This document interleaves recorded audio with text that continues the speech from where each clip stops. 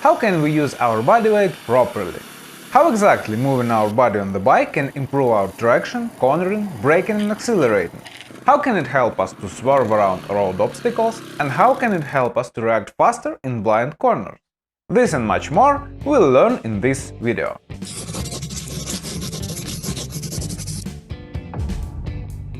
When we ride a motorcycle, obviously enough, our body can move to some degree in different directions. We can move our body more to the left or more to the right. We can move it forwards and backwards, and we can move it up or down.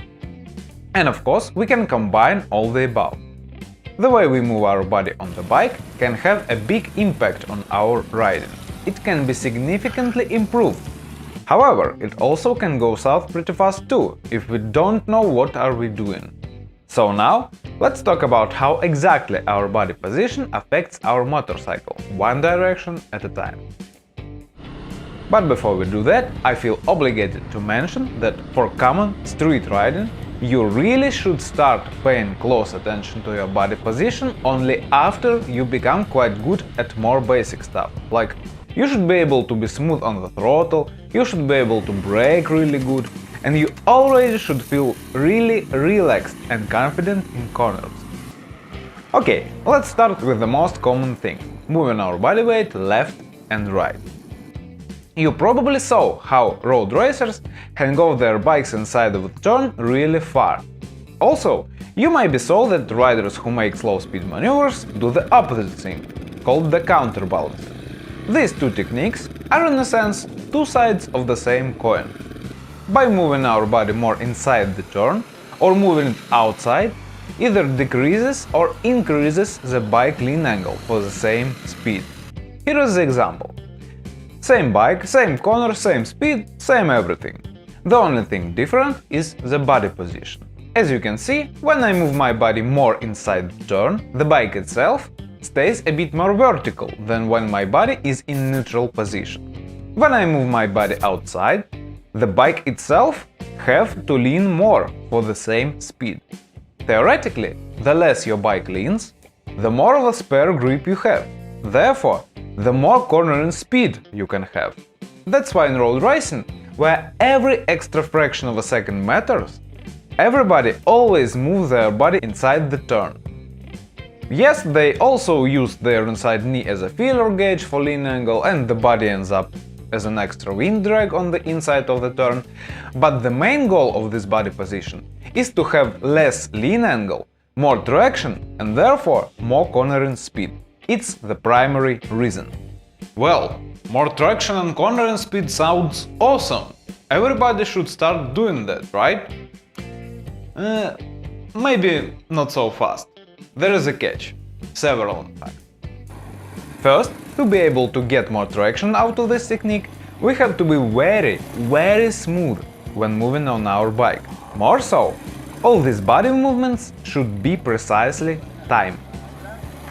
All the body movement ideally happens when the bike is as close to being upright as it's possible. If you try to move your butt when the bike is already leaning, you will inevitably upset the suspension and your bike will have even less traction than it would if you would just remain neutral. Another reason why your body movement should be timed is that if you position yourself properly before the turn, your bike then leans much faster and easier. That's why road racers have to practice body position quite a lot in order for it to be useful. When done incorrectly, it kind of backfires and reduces your amount of traction, which was the whole point in the first place. Second important thing is that if we are talking about riding on the streets, we have to understand the gains with this hanging off technique. Let's return to this image. Look at the difference in the lean angle in hanging off position and in neutral position. Yes, there is a difference, but it is not a night and day difference. It's not like bike hanging off and now can go twice as fast as in neutral position. And it's pretty lightweight bike too. With heavier motorcycle, this difference will be even smaller.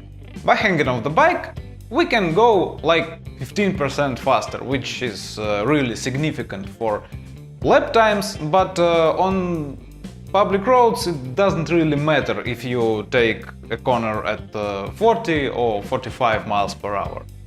On the other hand, By hanging off into the turn, using full body position, we can't see as far into the blind corner. We can't see our mirrors, and we have to spend a bit more time and effort in case we need to make our bike more vertical, if we suddenly need to. So to be honest, for street riding, all this racing body position is more like a gimmick. It's really fun to do from time to time, but it is not really useful. More useful thing is what a lot of people call mirror kissing, the kind of body position which is in the middle between the neutral and full racing knee down. In this case, we move only our upper body without moving our butt from side to side. This way we gain less traction than in full body position, but at the same time there are almost no drawbacks either. After a little practice, we can move our upper body almost without upsetting the suspension. And we can do it even in the middle of the turn. Yes, ideally, usually it's a good habit to not move mid-corner. But with only the upper body, it's really difficult to upset the suspension if we move at least somewhat smoothly. If you decide to practice whatever body position you want, regardless, make sure you keep your arms as loose and relaxed as possible. You shouldn't put any stress on the arms. Hold on to your bike primarily with your legs and knees. If you put extra stress on the handlebars, your front wheel can't make its small self-steering moves, which means now you have less traction. And that is the reason why we do the whole body position thing to begin with. So it will be pretty dumb. Now, let's move on to the opposite thing, the counterbalancing. Counterbalancing is moving our body center of mass to the outer side of the turn, which increases the lean angle. Most often, counterbalancing is used in slower speed situations, when we want to make a really tight turn. How it works? The turning radius of any motorcycle depends on how much the front wheel is turned and how much lean angle the bike has. The turn of handlebars is more important in this case. If you can turn your bike with handlebars in full lock, you'll get a decent sized turn even with completely upright bike. But if you want to make your turn even smaller, you want to lean your bike more. You can achieve it by going faster. But sometimes it is not an option. You might have water, sand or bad pavement, or you just don't want to scare people in the parking lot doing gymkhana around their new shiny car. You know, he just made the down payment. Have mercy. In this case, to increase your bike's lean angle without increasing speed, you can use counterbalancing technique. If you practice this, again, pay attention to your arms. They should be loose and relaxed. Clamp to the bike with your knees and legs, not with your arms. Also, very common misconception about counterbalancing technique is people think they use it to keep the bike from falling down at slow speed. No, as I mentioned before a lot of times, we keep bike from falling down with our clutch and throttle. The counterbalancing we do to increase the lean angle of the bike, usually in order to reduce the turning radius on slow speeds. Another benefit of the counterbalancing technique, which can prove quite useful, is that by using counterbalancing, we can flick our bike faster from side to side. In this case, if we keep our body vertical and let the bike lean, we exclude part of our body mass from this angular movement, which is additionally located on the top of the bike. This reduces mass moment of inertia in this plane, so we can flick our bike faster from side to side. In street riding, it can be useful sometimes. For example, if we need to swerve around something on the road really fast. With the counterbalancing, we'll do it faster, easier and with less effort. Faster transitions are also the reason why counterbalancing is used quite often on rodeos or small gymkhana courses, or even on tighter supermoto tracks. But generally, the faster the course, the less and less we use counterbalancing, and more we tend to move our body inside the turn. Another thing which counterbalancing can provide is better vision in blind turns. So sometimes we can use counterbalancing and go a bit slower to compensate for increased lean angle. In turn, we can look further into the blind turn and have more time to react properly. Okay, as you can see, moving your body inside and outside of the turn can be used differently for different reasons. But whatever you want to do, remember that playing with your body position should not affect your arms and vision. You still need to be able to keep your arms relaxed and to be able to look where you need. Otherwise, all the benefits you get from the body position will be lost. Now let's learn about another axis of movement: front and back. Moving your body to the front or to the back of the bike can change the load distribution on the wheels, which in turn changes the amount of grip on each wheel. This is being used a lot in off-road riding, because off-road usually we have much less grip, so it really makes a big difference. That's part of the reason why off-road bikes usually have long, narrow seat and rather narrow fuel tank. With such a setup, we are free to move our body front and back quite a lot. On most road bikes, we have much less space to move, but we still can use this technique to a degree. Just like previously, we either can move our whole body, which makes bigger impact but takes more time and have a chance to upset the suspension if timed wrong. Or we can move only our upper body, which makes less impact, but also consumes almost zero energy and doesn't have any major drawbacks. For a street rider, the most common use for this technique on a bike is accelerations and decelerations. When we accelerate, the weight from the front wheel transfers to the back. If we accelerate fast enough, the front wheel starts to go up and the bike starts to wheelie.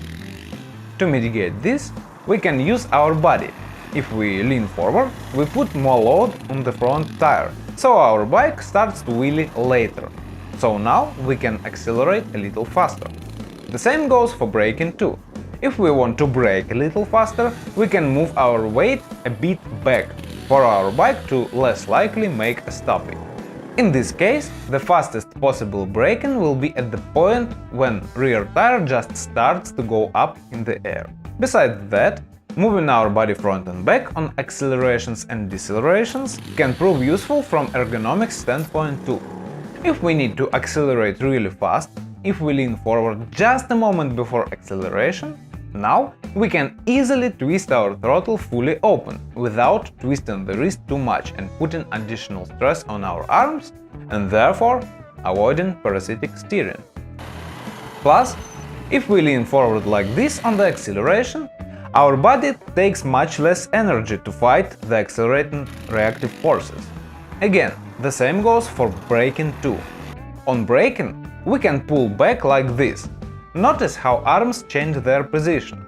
Now we almost automatically can close throttle and apply brakes. And again, this way, if we engage our knees and core muscles a bit, our body fights the reactive forces during braking without putting additional stress on arms and steering, which results in better balance of the bike during braking.